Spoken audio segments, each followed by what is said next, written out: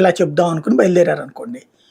అందులో నుంచి ఎవరో ఒక తెలుగుదేశం కార్యకర్తలు, నాయకులు మీరు నాశనం చేసేసారు రాష్ట్రాన్ని అంటూ తిడతారు. అలా తిట్టేదాన్ని సోషల్ మీడియాలో పోస్టింగ్ పెట్టచ్చుగా వాళ్ళు. వైసీపీ వాళ్ళని ఉరికిచ్చారు, లేకపోతే బుద్ధి చెప్పారు.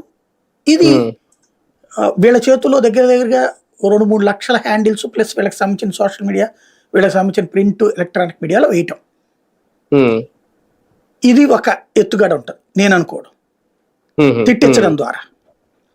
రెండవది, లేదు అక్కడ ఉన్న పబ్లిక్ లో అట్లా కుదరట్లేదు అని వచ్చింది అనుకోండి. ఎందుకంటే వాళ్ళు అట్లా తిట్టగానే వీళ్ళు మామూలుగా వైసీపీ వాళ్ళకి, లోకల్ వాళ్ళకి ఎవరు తెలుగుదేశం ఎవరు వైసీపీని తెలుసు కదా, కాబట్టి తెలుగుదేశం వాళ్ళు వీళ్ళ దగ్గరికి వెళ్ళరు.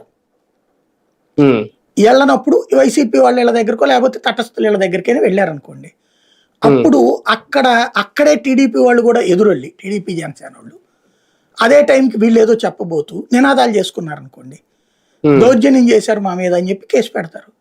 దొంగ కేసులు ఇప్పుడు ఎన్ని పెట్టలా, అట్లాగే పెట్టచ్చు. ఆ విధంగా కంట్రోల్ చేయొచ్చు. ఏదైనా సరే ఇవాళ రోజున ముందు కేసులు పెట్టించుకోవడానికి, జైళ్ళకి వెళ్ళడానికి సిద్ధపడితేనే కార్యక్రమం నిర్వహించాలి. అది ప్రభుత్వం ప్రతిపక్షానికి ఇచ్చినటువంటి ఒక టార్గెట్. మరి అంత ధైర్యం చేసే వాళ్ళు ఎవరో వాళ్ళే ముందుకెళ్తారనుకుంటున్నాను నేను. తెలుగుదేశం పార్టీ నేతలు కూడా మొన్నటి వరకు వెళ్ళడానికి సిద్ధపడట్లేదు, కాస్తంత భయపడుతున్నారు, సూపర్ 6 పూర్తిగా అమలు చేయలేదు అనుకున్న టైంలో వాయిదాలు పడుతూ వచ్చింది. వాస్తవానికి 12 అన్నారు, 24 అన్నారు, ఈ నెలాఖరు అన్నారు, ఇప్పుడు చివరికి అది 2వ తేదీ వరకు వెళ్ళింది.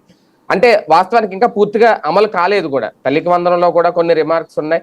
అన్నదాత సుఖీభావ అయితే ఈ రోజుకి మనం డిబేట్ చేసే టైంకి కూడా ఇంకా పడలేదు, ఇంకా పడాల్సినవి చాలానే ఉన్నాయి. కాకపోతే హామీలు అయితే మాత్రం